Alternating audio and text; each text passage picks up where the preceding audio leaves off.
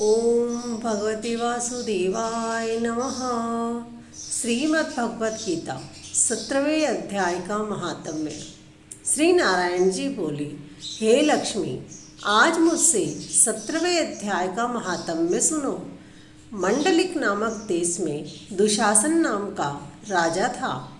एक राजा किसी दूसरे देश का था, जिन्होंने आपस में शर्त बांधी कि हम हाथी लड़ाते हैं, जिसका हाथी जीते वही यह अमुक धन ले लेवे। दोनों हाथी को मैदान में लड़ाया गया, तब दूसरे राजा का हाथी जीता। दुशासन का हाथी हार गया। कुछ दिन पीछे हाथी मर गया तो बड़ी चिंता हुई। एक तो धन गया, दूसरे हाथी मर गया। तीसरे लोगों में यह बात हुई कि हाथी के मोह में मरा है, इसको हाथी की योनि दो। ऐसा होने के कुछ महीनों बाद भी राजा भी मर गया। सो हे लक्ष्मी, राजा दुशासन संगल द्वीप में जाकर हाथी हुआ। वहाँ के राजा के बहुत से हाथी थे, जिनमें वह भी था। उसे पिछले जन्म की खबर थी।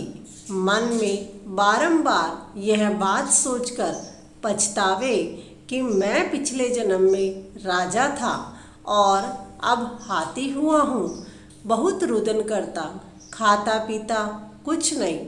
इतने में एक साधु आया, जिसने राजा को यह श्लोक सुनाया। राजा बड़ा प्रसन्न हुआ और बोला, हे संत जी, कुछ मांगो। उसने कहा, मेरे पास सब कुछ है, एक हाथी नहीं है। राजा ने सुनकर वही हाथी दिया। ब्राह्मण अपने घर ले आया। रात को हाथी को खाने को दिया। वह खावे नहीं, पानी भी नहीं पिया। रुदन कर मन में सोचा, कोई ऐसा होवे जो मुझे इस योनि से छुड़ावे। उस साधु ने महावत को बुलाया, पूछा कि इस हाथी को क्या दुख है, यह खाता पीता कुछ नहीं। महावत ने देखकर कहा, इसको कुछ रोग नहीं है। तब साधु ने जिस राजा से हाथी लिया, उस राजा से कहा, हाथी खाता पीता कुछ नहीं, खड़ा रुदन करता है। यह सुनकर राजा स्वयं देखने को आया।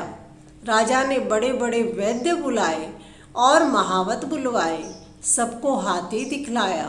उन्होंने देखकर कहा, राजा जी, इसको कोई मानसिक दुख है, देह का कोई दुख नहीं है। तब राजा ने कहा, हाथी तू ही बोल, तुझे क्या दुख है। परमेश्वर की शक्ति से मनुष्यों की भाषा में हाथी ने कहा, राजन, तू बड़ा धर्मज्ञ है। वह ब्राह्मण भी बड़ा बुद्धिमान है। इसके घर का अन्न जो खावे वही बड़ा धर्मज्ञ हो जावे, पर मुझको क्यों मिले। यह सुन साधु ने कहा, हे राजा, अपना हाथी ले लो। राजा ने कहा, दान दिया मैं नहीं लेता, यह हाथी मरे या जीवे। तब हाथी ने कहा, हे संत जी, आप मत सोचो। आपके घर में कोई गीता की पोथी हो तो मुझे 17वें अध्याय का पाठ सुनाओ।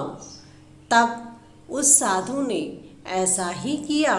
सो हे लक्ष्मी, 17वां अध्याय सुनते ही तत्काल हाथी की देह छूटी और देव देही पाकर वैकुंठ को हो गया।